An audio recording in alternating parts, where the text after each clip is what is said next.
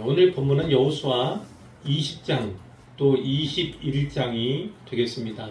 매주 2장 내지 3개 장씩 이렇게 본문을 두고 말씀을 전하고 있는데요. 오늘은 본문 순서를 좀 바꿔보려고 해요. 21장부터 먼저 살펴보고 그리고 20장을 나중에 살펴보려고 합니다.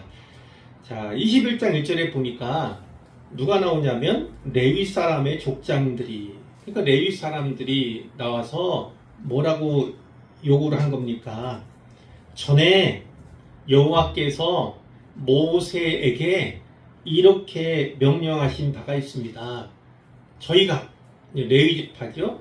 레위 지파가 거주할 성읍들과 레위 지파의 가축을 위해서 목초지들을 주라, 이렇게 말씀하신 바가 있습니다. 이렇게 얘기를 한 겁니다. 사실이 그래요. 이제 주중에 살피는 본문이 민수기잖아요. 민수기 35장에 보면 여호와께서 요단 동편 모압 평지에서 모세에 그렇게 말씀하신 바가 있거든요. 이스라엘 자손에게 명령하라, 이런 식으로 말씀하셨어요. 그들이 받은 기업에서, 그러니까 이스라엘 자손이 받은 기업에서 레위인들에게 성읍들을 줘라. 그들이 거주할 수 있도록. 또 목초지를 줘라. 초장을 줘라. 그 가축들을 먹일 수 있도록 이렇게 말씀하신 바가 있어요. 그러면서 성벽에서 얼마만한 크기의 들을 내어줘야 하는지 그것까지도 딱 규정을 해주신 바가 있거든요.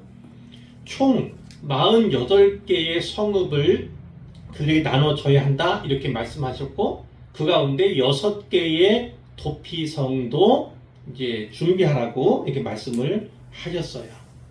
자, 그러면서 어떤 말씀을 하시냐면, 많이 받은 자에게서는 많이 떼어서 주고, 적게 받은 자에게서는 적게 떼어줄 것이라, 이렇게 말씀하셨어요. 이게 하나님 원리예요. 많이 받은 사람은 많이 나눠야 합니다. 적게 받은 사람은 적게 나눌 수밖에 없잖아요. 그것이 하나님의 원리다 하는 거죠. 우리는 생각하면 물질, 돈, 가진 재산, 이것만 생각할 수 있는데 아니요. 받은 은혜가 많다고 여기면 더 많이 베풀어야 하고 더 많이 나눠야 하는 것입니다. 적게 나누고 적게 베푸는 건 제가 받은 은혜가 적습니다, 이것을 나타내는 것과 다르지 않아요. 하나님의 원리는 많이 받았으니 많이 나누어라. 그것이 하나님의 원리임을 꼭 기억하시기를 바랍니다. 자, 그렇게 해서 결국은 땅은 아니죠. 땅의 분배는 주어지지 않았어요. 뭐만 있다면 성읍과 목초지만 주도록 한 거죠. 자, 그래야 어떻게 됐습니까? 4절에 보니까 그앗 자손을 위해서 제비를 뽑았다, 이게 나오죠. 그앗 자손을 위해서 제비를 뽑았는데 처음에는 뭐라고 되어 있냐면 레위 사람 중 제사장 아론의 자손들, 이렇게 나옵니다. 그러니까 이렇게 생각하시면 돼요. 레위의 아들들은 3명이었어요. 그앗, 근데 다른 성경에는 고앗 이렇게 나오잖아요. 그 그앗 자손과 게르손 또 무라리, 요 세 형제의 자손들이 있는 거잖아요. 고앗 자손, 게르손 자손, 무라리 자손, 이렇게 세 자손이 있는데 그 가운데 그 그앗 가족 가운데, 그앗 그 자손 가운데 제사장 가문이 있었던 거예요. 제사장 아론의 가문이 별도로 구분된 거죠. 그 가족에 속하긴 하지만 여기서는 특히 아론의 자손들, 제사장 그룹을 나누고 있음을 보게 되는 거죠. 4절은 그 아론의 자손들에 대해서 이야기를 하는 거예요. 자, 그 아론의 자손들 제사장 그룹은 유다, 시몬, 베냐민 지파 중에서 13성읍을 줘라, 이거죠. 그리고 이 그앗 가족들이긴 하지만 제사장 그룹이 아닌 그 자손들에게는 에브라임, 단, 므낫세 반 지파 중에서 10성읍을 줘라, 이거고요. 6절에 게르손 자손들은 이사갈, 아셀, 납달리 그리고 바산에 있는 이거는 요단 동편이에요. 므낫세 반지파가 요단 동편에도 있었고 서편에도 있었잖아요. 지금은 동편에 있는 므낫세 반지파가 합해서 13성읍을 게르손 자손에게 줘라 이 얘기를 하는 거고 7절에 보니까 무라리 자손들은 루벤, 갓, 수불론 지파 중에서 12성읍을 줘라 이렇게 제비를 뽑은 거에 사실은 줘라 명령이 아니라 그거를 다 놓고 제비를 뽑았는데 그 가운데 10절에 보니까 아론 자손 제사장 그룹이 가장 먼저 뽑혔더라 이 얘기를 하고 있는 거예요. 자, 그래서 이제 땅이 아니고 성읍을 분배받게 되는데 10절에 보니까 아론 자손이 첫째로 제비 뽑혔다. 그리고 무엇을 받았습니까? 그 가운데 유다 산지에 있는 기럇 아르바 곧 헤브론을 받았다. 헤브론과 그 주변에 목초지를 받았다 이렇게 얘기했잖아요. 이 헤브론 하면 무엇이 기억납니까? 이 산지를 내게 주소서. 누가 기억납니까? 누가 기억나요? 갈렙이죠. 갈렙이 이 산지를 제게 주십시오 이렇게 했던 장대한 족속의 땅은 사는 땅입니다. 그리고 그곳은 산지예요. 좋지도 않아요. 그런데 갈렙이 요구했잖아요. 그리고 싸워서 빼앗았어요. 그런데 그 땅을 누구에게 줍니까? 땅을 주는 게 아니고 그 헤브론 성읍과 목초지를 누구에게 줍니까? 바로 이 제사장 그룹에게 내어줬다는 거예요. 힘들게 싸워서 어렵게 얻은 건데 그렇지만 하나님의 뜻임을 믿고 헤브론 성읍과 목초지를 순순히 다 기꺼이 주었다. 대신 갈렙은 그 모를 주변의 밭과 촌락들은 갈렙의 소유로 남아 있었다. 이렇게 말씀을 하시는 거예요. 자, 13절에 보니까 제사장 아론의 자손이 받은 것을 나오죠. 거기에 뭐가 있습니까? 살인자의 도피성 헤브론. 헤브론은 살인자의 도피성으로 구별이 된 성읍이에요. 그리고 몇 개의 성읍들이 쭉 나오죠. 그래서 16절에 보니까 그들은 9개의 성읍을 받았다 이 얘기고요. 자, 베냐민 지파 중에서는 4성읍도 더해서 이 모두 13개의 성을 받았다. 제사장 집안은 13개의 성을 받았다 이렇게 되어 있네요. 자, 20절에 보니까 이제 그앗 자손 가운데 제사장 가문을 뺀 나머지 가족들이 있잖아요. 그들은 몇 개의 지파에서 결국은 10개의 성을 받게 되는데 그 가운데는 살인자의 도피성인 세겜이 있다.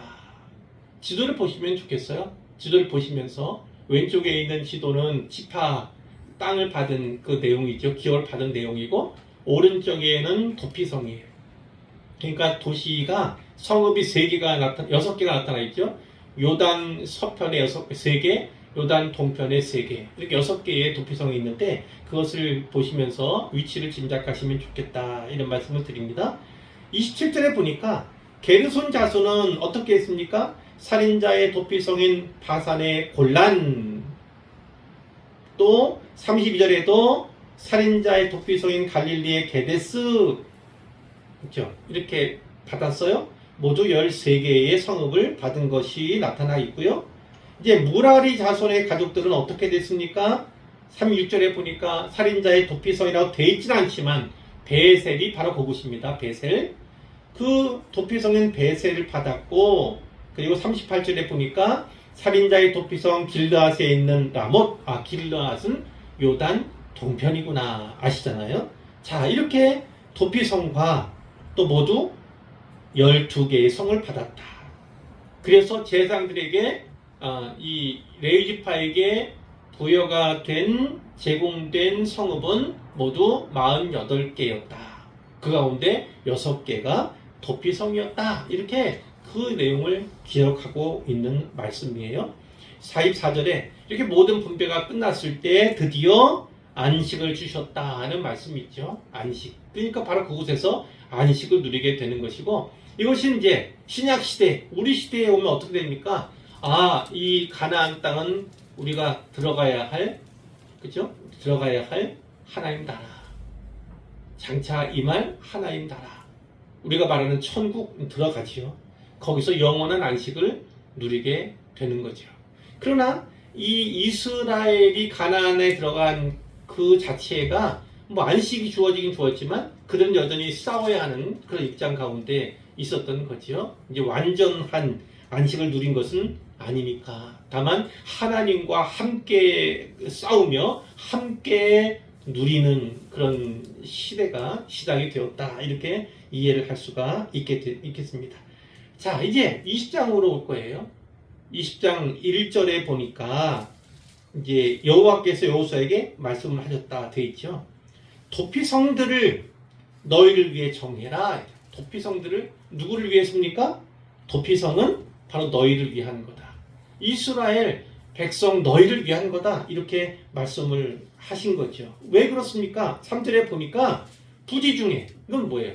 알지 못하는 중에, 고의성이 없는, 하려고 했던 것이 아닌 그런 중에 실수로 사람을 죽이는 경우가 생길 수가 있거든요.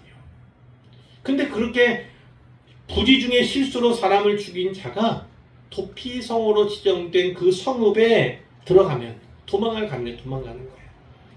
자, 그러면 피의 보복자, 성경에는 고엘이라고 하는 단어를 씁니다. 고엘 그러면 어디가 생각이 납니까? 룻기. 거기에 무슨 내용이 있습니까? 기업 부를 자. 그게 기억나시잖아요. 그러면 이 고엘은 기업 부를 자도 되지만, 근데 사실 고엘은 또 어떤 의미도 있냐면 피의 보복자, 피의 보수자라는 거예요. 아들이 없이 자식이 없이 죽었어요. 그랬을 때 또 이렇게 새롭게 친척 가운데, 친족 가운데서 누구를 드리는, 그래서 자녀를 낳았을 때 우리 집안에, 우리 가족의 소유로 하는 이런 제도들이 바로 고엘인데요. 그뿐만 아니라 갚는 거예요. 갚아요. 우리 집안에 누가 당했어요.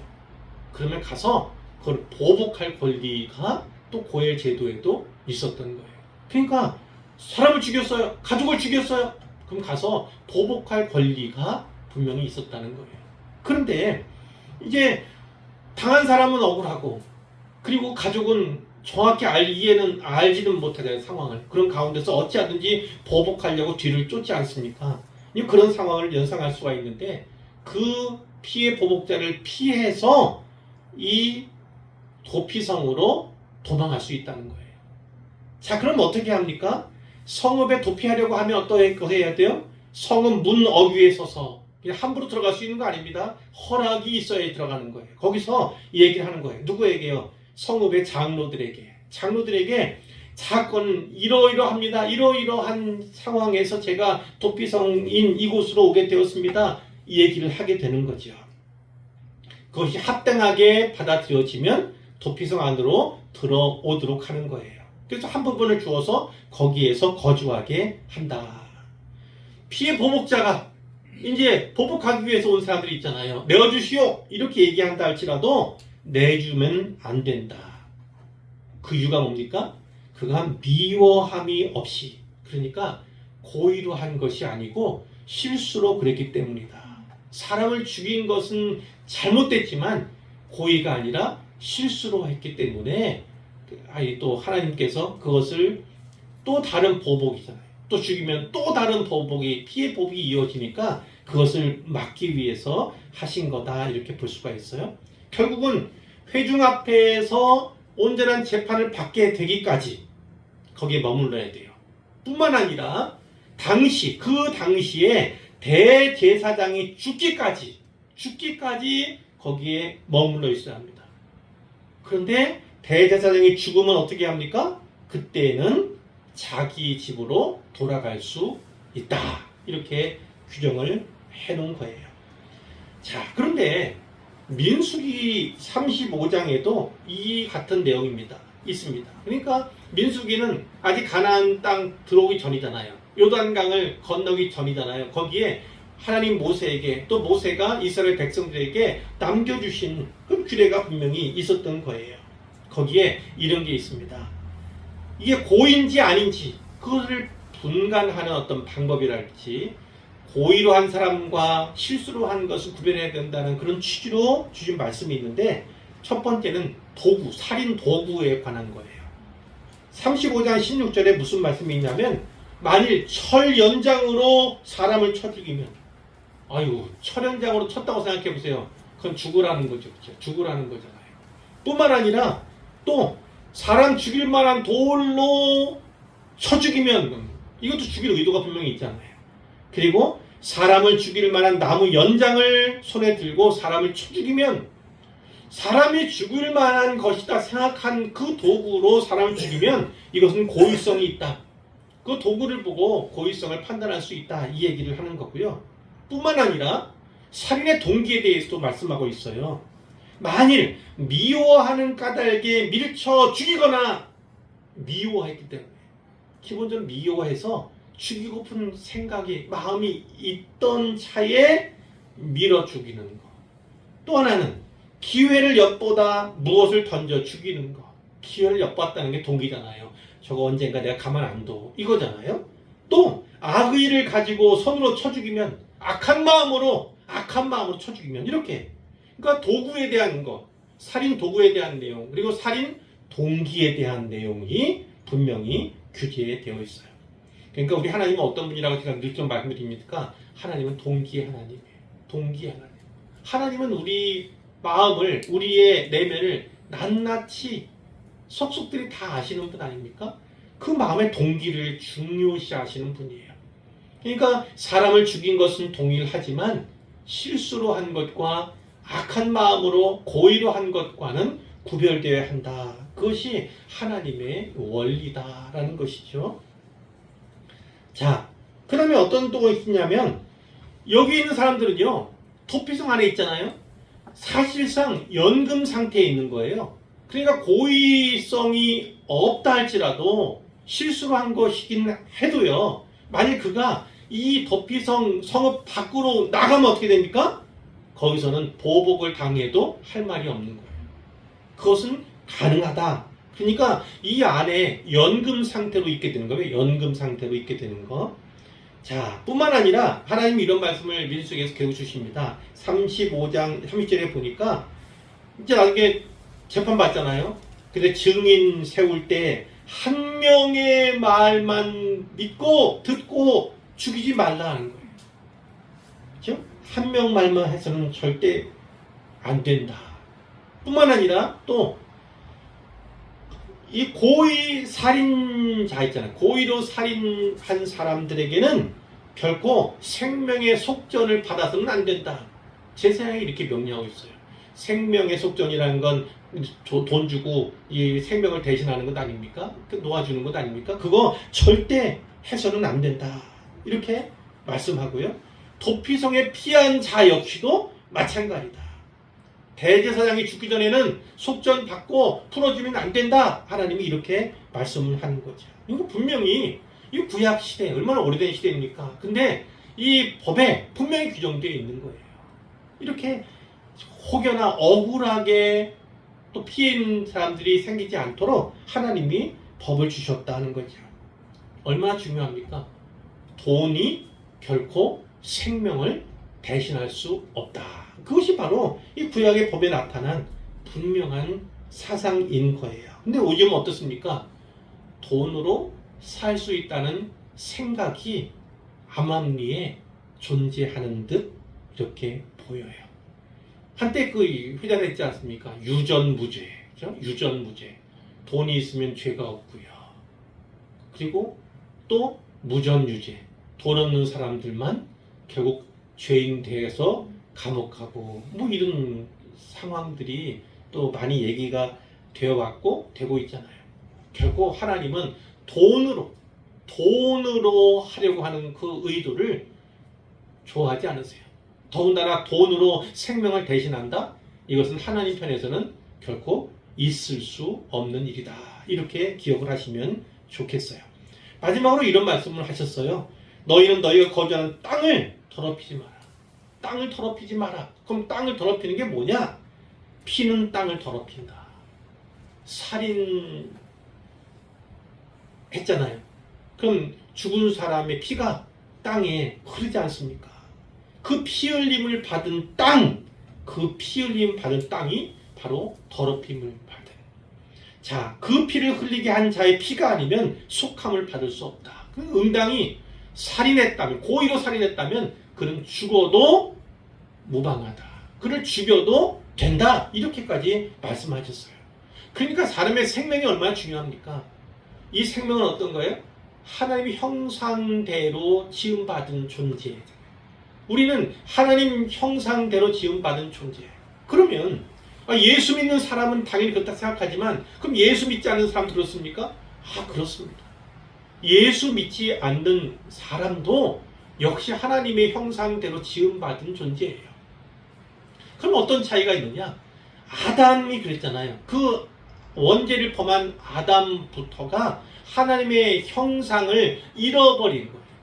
그래서 아담의 후손으로 태어난 모든 사람도 다 하나님의 형상 잃어버린 채로 이 땅에 태어나게 되는 것입니다.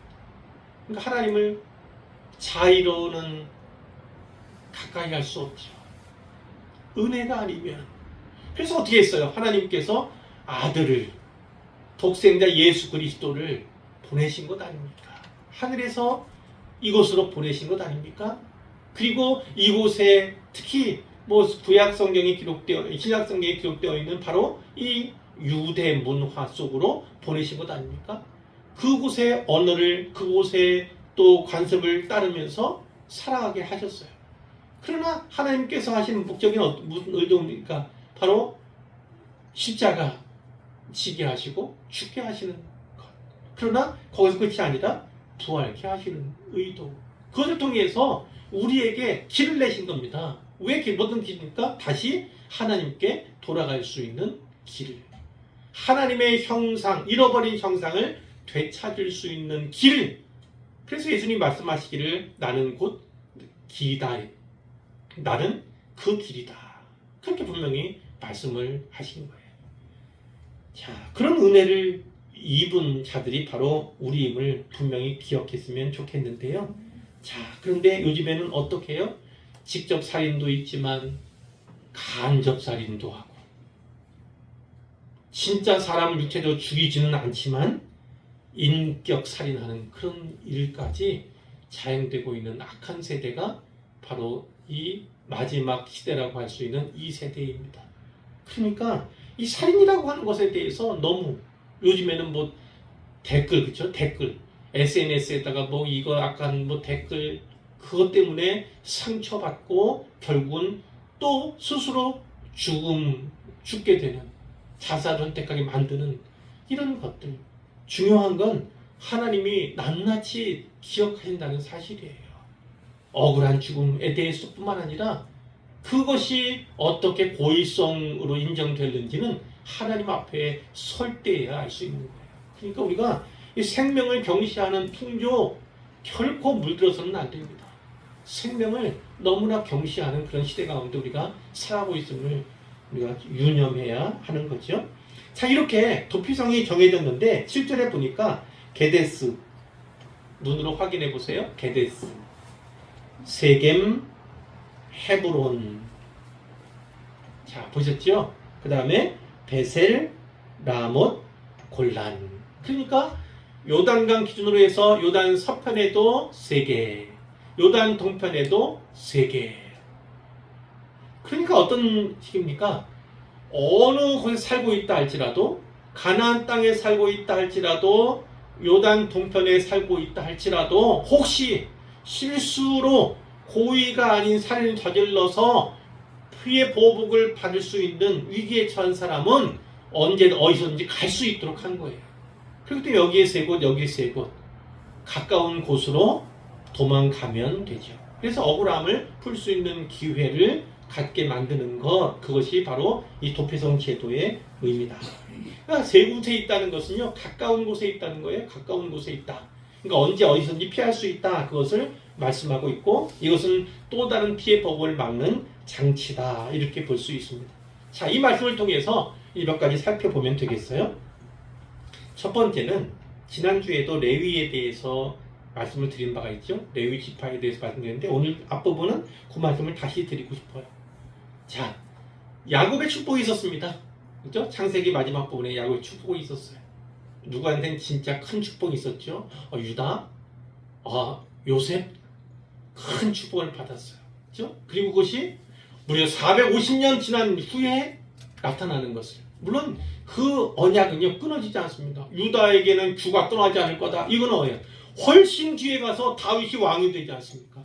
그것만 아니에요. 다윗 시대가 저물어가고 그 이후에 포로도 갔다 오고, 그렇죠? 또 중간기도 있고 그 후에 예수님이 이 땅에 오신 거잖아요. 그러니까 주가 떠나지 아니한다. 그것은요 계속됐던 거예요. 계속 450년 아니라 그 이후의 역사 속에 또 면면이 이루어지고 오고 계속 이루어지고 있는 그런 상황인 거죠. 그 야곱의 축복은 되게 언약적이다. 하나님께서 그의 마음을 잡으신 거예요. 붙드신 거죠. 그의 입을 사용하신 거예요. 그래서 예언적인 축복을. 그런데 누구는요? 레위. 또 누구요? 시므온은 축복이 아니라 저주를 받았어요. 그 아버지의 입으로 저주를 받았습니다.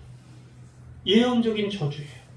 결국은 그 저주에 직격당한 사람이 누구예요? 시므온이지. 시므온 그 지파는 450년 이때쯤에 땅을 어떻게 해요? 적게 받을 뿐만 아니라 그리고 또 어떻게 됩니까? 그 전에 바로 사건 때 많이도 죽는 이런 일. 그 이후에도 사실은 복받았다 이렇게 하기가 어려운 것이 성경에 기록되어 있어요. 그런데 똑같은 일을 저질렀어요. 똑같은 일은 지난주에 말씀드렸죠. 세겜 족속 할례 받으면 혼인하게 해줄게, 그걸 허락할게 해놓고서 어때요? 세겜 족속이 다 할례를 받아서 옴싹달싹 못하는 가운데 3일째에 가서 다 목을 베고 죽여버립니다. 남자들을 진멸시켜버려요. 근데 하나님은 그걸 악하게 해요. 왜냐하면 야곱의 가족과 언약했다고 보는 거예요. 세겜의 아버지가 이 야곱에게 와가지고 이제 언약을 했다 이렇게 여기는 거죠. 그러면 그렇게 하면 우리가 하기 주겠다 하니까 그럼 우리 할례 받겠다 이렇게 했던 거예요. 약속을 했는데 그 약속을 어기고 오히려 다 죽여버렸으니까요. 하나님이 그것을 기뻐하지 않으셨고 야곱도 마찬가지였어요. 야곱의 입을 통해서 저주와 같은 그런 예언을 주신 거죠. 그리고 결국은 그것이 시므온에게는 그대로 드러나요. 그런데 동일한 죄를 졌던 레위는 좀 달랐다. 그래서 말씀드렸죠. 둘 다 어떤 너희 형제들 가운데 흩어질 거다. 나뉘어서야 될 거다. 이렇게 결국 시므온은 흩어지게 됩니다. 흩어져 살 수밖에 없어요. 그것은 저주가 임했다는 것을 보여줘요. 심판이 이루어졌음을 보여주는 대목이에요. 그런데 레위는 동일한 죄를 저질렀고 동일한 저주를 받았음에도 불구하고 그렇게 되지 않았습니다. 모양은 똑같아요. 어떤 모양이요? 뿔뿔이 흩어져요. 형제들 가운데 흩어져 살게 됩니다. 그런데 그 흩어짐은 의미가 전혀 달랐지요. 시므온의 흩어짐은 진짜 저주의 흩어짐과 같았지만 레위의 흩어짐은 그렇지 않았어요. 하나님은 그를 사용하시려는 거예요. 근데 계기가 있었다고 말했죠. 계기. 어떤 계기가 있었습니까? 금송아지 사건 때 모세 시내산에 올라갔는데 밑에서 금송아지 해놓고 거기다 우상 숭배하고 있었어요. 그럴 때 어떻게 했습니까? 금송아지 사건 때 누가 하나님 편에 설 건가 했을 때 레위 지파 사람들이 나섰다니까요. 형제들을 뵙니다. 형제들을 뵈는 그 일. 근데 하나님께서 그것을 뭐라고 하신다고요? 헌신으로 받으신다고요. 헌신. 형제를 죽이고 가족을 죽이는 게 어떻게 헌신입니까? 생각할 수 있지만 하나님 편에서는요. 하나님을 향해서 위에서 열심을 낸 것으로 보았다는 거예요. 또 바알보올 사건이 일어났을 때는 비느하스가 헌신을 했습니다. 비느하스도 레위 지파 사람이었던 거죠. 이것 때문에 어때요? 저주가 어떻게 해요? 축복으로 바뀌었어요. 저주받아 흩어질 수밖에 없었는데 흩어지긴 했지만 그것은 저주의 흩어짐이 아니라 오히려 축복의 흩어짐이었다. 그것이 성경이 우리에게 가르쳐 주는 거예요. 사람은 실수할 수 있습니다. 실패할 수 있습니다. 아니 저주받을 만한 일을 할 수도 있어요. 그러나 돌이킴이요. 돌이키면 어떻게 됩니까? 하나님이 살 길을 주십니다. 뿐만 아니라 복을 주시고 오히려 복된 일에 사용하시기까지 하는 분이 우리 하나님이시다라는 거예요. 그러니까 실수, 실패, 그거의 끝까지 자의식 가지고 죄책감을 가지고 정죄감 가지고 살아갈 필요가 없습니다. 왜냐? 하나님께 돌이키기만 하면, 하나님께 나오기만 하면 하나님은 바꾸어 주신다니까요. 바꾸어 주신 하나님이신 것을 분명히 믿으시기를 바라요. 그러면 새 길이 열리는 것이고 새 삶을 살아갈 수 있게 되는 거예요. 늘 과거에 매여 살아가면 안 됩니다. 언제든지 지금 하나님께 돌이키면, 지금 하나님께 나오면 하나님께서 그 삶을, 그 인생을 새롭게 주시는 거예요. 자, 레위 사람들은 이렇게 땅에 흩어져 살아갑니다. 땅을 기업으로 분배받지 못했어요. 그런데 유다 지파 사람은 주로 유다 지파 기업 안에서, 루벤 지파 사람들은 루벤 지파 기업 안에서 살아가지만 이 레위 지파 사람들은 자유했습니다. 땅을 받지 못했어요. 땅을 기업으로 받지 못했어요.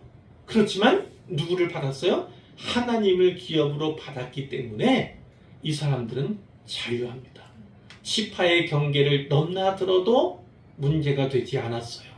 다른 지파 사람들이라면 문제가 될 수 있지요. 허락 없이 이렇게 돌아다니기가 어려울 수 있지만 이 레위 지파 사람들은 달랐다는 것입니다. 모든 땅에 거할 수 있는 권리가 이들에게 주어졌다. 그 흩어짐을 이렇게 해석할 수가 있는 거고요. 다른 말로 하면 하나님을 기업으로 받았다. 이거는 뭡니까? 모든 것을 소유한 사람이다라는 거예요. 그래서 오늘날 성도를 가리켜, 그리스도를 가리켜 뭐라고 얘기합니까? 바로 레위 지파와 같다 얘기하는 겁니다. 레위 지파와 같다. 하나님을 기업으로 삼아요. 비록 땅을 기업으로 얻지는 못했으나 하나님을 기업으로 받은 이들이기 때문에, 우리이기 때문에 우리는 사실 영적인 실상을 보면 모든 것을 다 소유한 자다라는 것입니다. 모든 것을 다 소유한 자다. 오히려 흩어지면서 일해야 하는 것이 우리의 사명이다. 이렇게 볼 수가 있는 거예요. 자, 이 레위 지파 사람들은 어떻게 합니까? 도피성뿐만 아니라 그들이 받은 성읍에서 어떤 일을 합니까? 거기에 너무나 흩어 살아가는 거예요. 그러면서 율법을 가르치는 겁니다. 율법을 가르치는 겁니다. 하나님 백성이 성결을 유지할 수 있도록 돕는 겁니다. 가나안 땅에 부정한 우상 숭배 혹은 그 문화, 이거를 차단하는 것, 그리고 지파들 간에 연합시키고 갈등이 일어났을 때 완충작용하는 것이 바로 레위 지파가 해야 할 일인 거죠. 우리 몸으로 보면 어때요? 레위 지파는 어떤 역할을 한 것입니까? 마치 우리의 핏줄, 혈관과 같이, 또 우리의 신경줄, 신경과 같은 그런 역할을 우리에게 하나님께서 맡겨주신 거예요. 교회야말로 흩어져 있지 않습니까? 개교회 혹은 지교회로서 여러 곳에 세상 가운데 흩어져 있지 않습니까? 이 흩어진 교회들이 자기 역할을 해나갈 때 결국은 하나님 나라는요, 다 어떻게 되는 거예요? 연합되는 거예요. 하나 되게 되는 거예요. 거룩함을 유지할 뿐만 아니라 세상을 거룩하게 바꾸어 나가는, 변화시켜 나가는 것이 바로 교회의 책임이다, 사명이다, 또 우리가 해야 할 힘이다, 이렇게 볼 수가 있는데 바로 우리는 그 일을 해 나가야 하는 거죠. 교회의 사명이고 신자요 성도의 사명임을 꼭 기억해야 합니다. 두 번째 말씀드릴 것은 바로 도피성에 대한 거예요. 도피성 제도요. 이 도피성은요, 그 자체로 무엇을 보여주냐면 바로 하나님을, 그리고 우리 예수님을 보여준다, 이렇게 볼 수가 있어요. 도피. 어떻게 됩니까? 죽을 수밖에 없어요. 피해 보복을 당해서 죽을 수밖에 없는 인생입니다. 언제까지 도망가겠어요? 그런데 그 피해 보복을 당해 죽임 당하지 않도록 도피성 제도를 하나님 만들어 주셨어요. 바로 그겁니다. 예수님께 피하면 살 길이 분명히 있는 거예요. 심판을 받아 마땅한 죽을 수밖에 없는 죄인이지만 누구에 피하면요? 예수님께 피하면 생명을 얻게 되는 것입니다. 도피성인 예수님께 피하면 우리가 생명을 보존할 수 있게 되는 거예요. 그래서 결국은 이것이 예표라고 합니다. 모형이라고 합니다. 예수님의 모형이다. 또 특별히는 또 어떤 얘기가 있습니까? 대제사장이 그 당시의 대제사장이 죽을 때까지는 거기 있지만 죽고 나면 자유케 되는 거예요. 죽고 나면. 근데 이 대제사장은 또 누구를 예표하는 것입니까? 우리의 대제사장인 예수 그리스도를 예표하는 겁니다. 그러니까 이 대제사장이 죽을 때까지라는 건 대제사장이 죽으면서 어떻게 했다는 거예요? 죽으면서 그 도피성 안에 있던 죄인들을 속죄했다는 거예요. 죽음으로써 대속했다 이 얘기입니다. 우리의 대제사장이신 예수님도 혹시 그분의 죽음으로써 우리를 대속했다. 사실은 온 인류를 대속한 것입니다. 그런데 중요한 게 뭐예요? 믿어야지요. 그것은 믿으면 사는데 믿지 않는 자들이 세상 가운데는 훨씬 많죠. 우리 사회에도 믿지 않는 사람이 여전히 훨씬 많은 것처럼 온 세상에도요 믿지 않는 사람이 훨씬 더 많은 겁니다. 중요한 건 예수님이 구원자이시고 그분이 이미 십자가로 우리의 죄를 대속했고 부활로 우리에게 살 길을 열었는데 소망을 주셨는데 믿지 않는 자들이 훨씬 더 많은 거예요. 그러니 신학적으로 보면 우리 개혁주의 신학처럼 그렇죠? 개혁 좀 좁은 의미지 좁은. 그런데 실상은 넓혀 모두를 다 포용하고도 전 인류를 다 포용하고도 남을 만한 은혜가 바로 복음 가운데 있다는 겁니다. 누구든지 여기는 고의로 살인한 사람은 배제되는 듯 보이지만 그렇지 않습니다. 오늘날 어때요? 이 복음의 능력은 어때요? 고의로 사람을 죽인 자라 할지라도 진짜 감옥에서 회심한 사람들이 있어요. 물론 그들은 죄의 값을 대가를 받을 수밖에 없지요. 언젠가 사형을 처해질 수도 있고 그래서 그 압박감 가운데 심리적으로 너무 위축된 가운데 살아갈 수는 있지만 그 안에서도 역시 하늘나라를 바라보며 살아갈 수 있는 은혜가 여기서는 죽을 수 있지요. 혹시 사형을 당할 수도 있겠지요. 그러나 그에게도 진정한 믿음이 발견된다면 영생은 보장되어 있다. 살 길이 보장되어 있다. 그것을 분명히 우리가 알아야 하는 것이죠. 최근에도 그런 드라마도 그런 게 있더라고요. 드라마에도 그런 내용도 있더라고요. 예수님이 나를 용서해 주셨어요. 사람 죽여놓고 예수님이 용서해 주셨어요. 근데 정작 그 가족한테는 용서를 못 받았어요. 그럼 어떻게 합니까? 사람에게 용서를 받아야 되는 거예요. 사람에게 용서를 받아야 하는 거예요. 그래서 그 사람의 상처, 그러니까 피해자의 상처를 완화시켜야 되는 거고요. 당연히 아픔을 또 나눠야 되는 것이고요. 짊어져야 하는 것입니다. 책임을 다해야 되는 거예요. 사실 예수 믿는 사람은 그래야 되는 거예요. 그래야 되는 거예요. 용서받았다 그런 의식이 있다 할지라도 저는 용서받았어요. 예수님이 날 용서해 주셨어요. 그 피해자 앞에 가서 얘기할 수 있습니까? 그럴 수 없는 거예요. 그런데 무지막지한 사람들이 너무 많아요. 예수 믿었으니까 예수 믿었어요. 예수님이 용서해 주셨어요. 피해자 앞에 가서 그 얘기하는 그 무도한 사람들이 이 세상에는 없지 않습니다.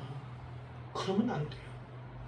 용서받았다는 건 진짜 감옥할 만한 일이고 하나님께 감격할 만한 일이지만 피해자는 그럼 뭐예요? 피해자는 나한테 피해받은 그 사람은 그럼 어떻게 살아가라고요?